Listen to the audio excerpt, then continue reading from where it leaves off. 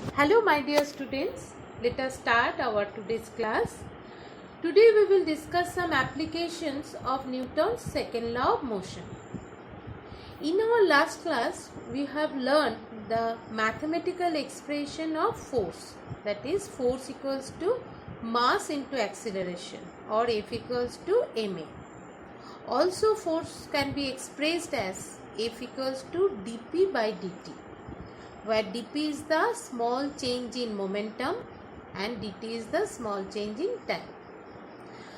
Now let us discuss some special situation for a constant change in momentum. Means if dp is constant but dt is not constant, let us discuss what will be happen. Now let us consider dp, that is change in momentum, is constant and change in time, that is dt, is small in amount. Then force F equals to dp by dt will be large. But if for same change in momentum, means if dp is constant but for the next situation dt is bigger, then what will happen? Force, that is F equals to dp by dt, then force will be small in amount. Okay. Now let us discuss some particular practical situation. What happens when a cricket player lowers his hands while catching the ball? So actually, if a player does not lower his hands while catching the ball, the time to stop the ball will be very small. So a large force has to be applied to reduce the velocity of the ball to 0. And when the player lowers his hand, what happens? The time duration to stop the ball is increased and hence less force has to be applied to cause the same change in the momentum. Therefore, the hands of the players will not be injured. Clear? Now let us discuss one more example. A person falling on a cemented floor gets injured, but a person falling on a heap of sand is not injured. Why? Just see, when a person falls on a cemented floor, the rate of change of momentum is very large because the person is abruptly stopped. Means time duration here dt is very small. Therefore force F is equals to huge. Next, let us consider the situation when a person falling on a cemented floor gets injured, but a person falling on a heap of sand is not injured. What happens? See, when a person falls on a cemented floor, the rate of change of momentum is very large because the person is abruptly stopped. That is, stopped in a very small interval of time. Hence, the person gets injured due to the application of a large force on his body. Next, when the person falls on a heap of a sand, the sand yields under the weight of the person. As a result of this, what happens? The person comes to rest in a longer period of time. So the change in momentum takes place in longer interval of time. Hence, a small force is exerted on the body of the person. Okay. Therefore, he doesn't get injured. Now consider one more example. There is huge damage to the moving train takes place when it suddenly collides with a stationary train. See, when a fast moving train suddenly collides against a stationary train, there is a large change in the momentum of the moving train. This large change in momentum of the train is brought about in a very short interval of time. Hence, a large retarding force acts on the moving train. Due to this large force, huge damage is done to the moving train. Now consider the example of a karate player can breaks the pile of tiles or bricks with a single blow. See, when a karate player strikes the pile of tiles with his hand, he does so as fast as possible. In other words, the time taken to strike the pile of tiles is very small. As the momentum of the hand of a karate player reduces to zero when his hand strikes the pile of tiles in very small interval of time. Therefore, the force is exerted on the pile of tiles is very huge, large amount. And this force is enough to break the pile of tiles.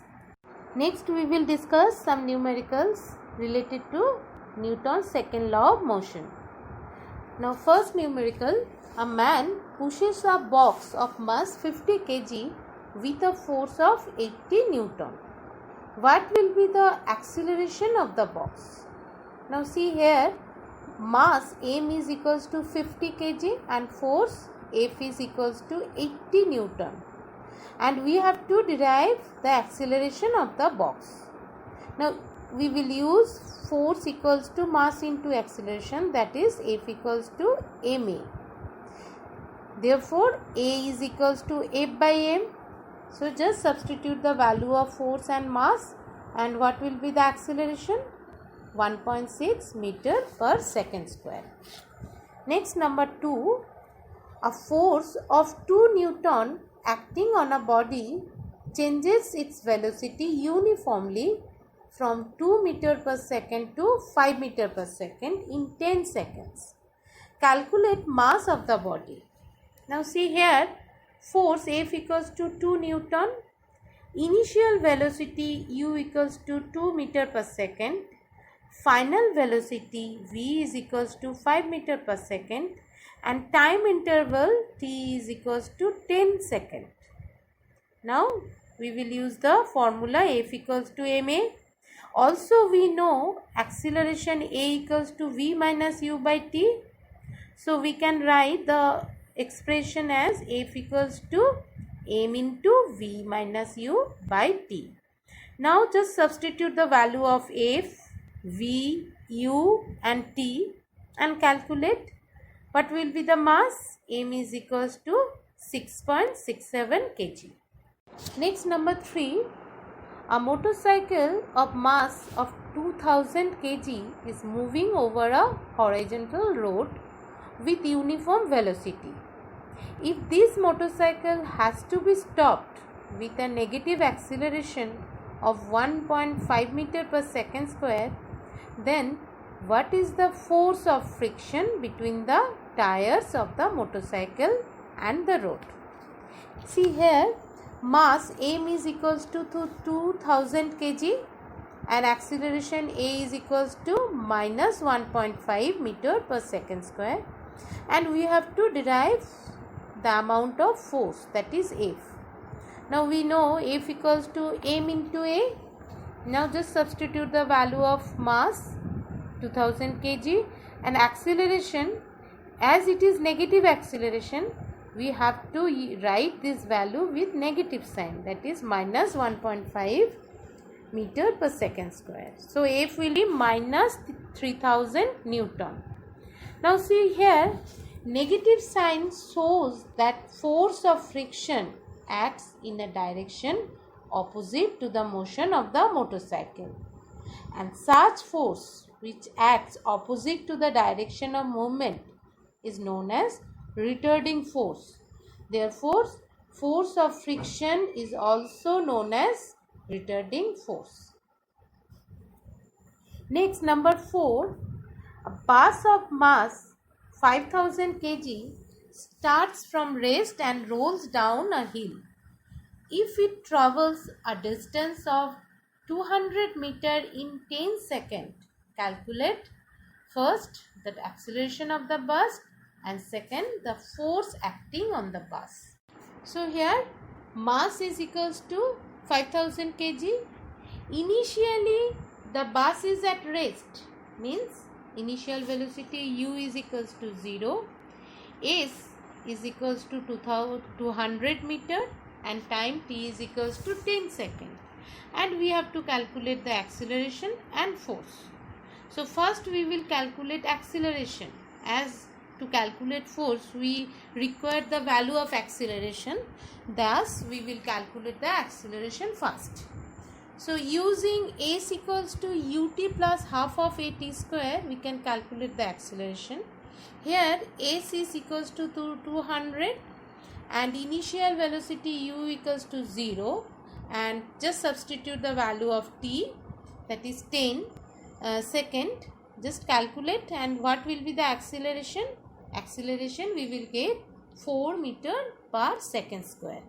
Now using the value of acceleration we can calculate the force. F equals to ma, therefore F equals to 5000 into 4, that is 20,000 Newton. Now this much is for today's class, and at last I have uploaded one video for you. Watch it carefully. I am sure this video will help you to understand more clearly the applications of Newton's second law of motion. Thank you.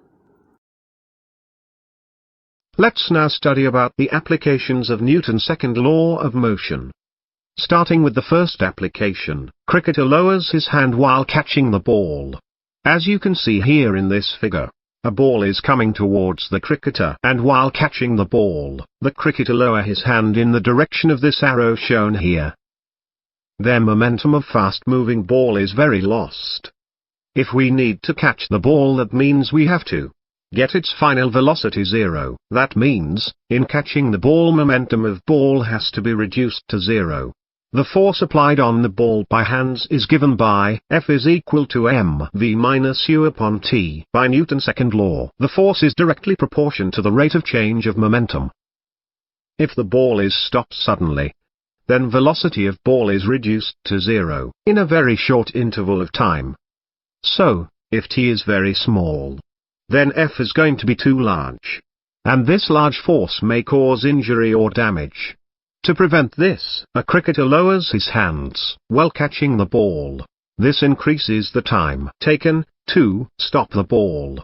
And from this expression we can see, if time increases, the force required to stop the ball decreases. Thus, the hands of the player did not get hurt.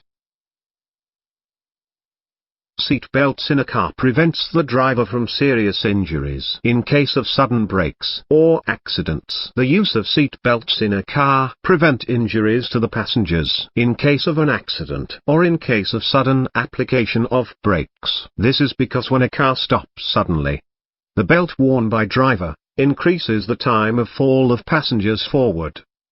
Due to this, the rate of change of momentum reduces.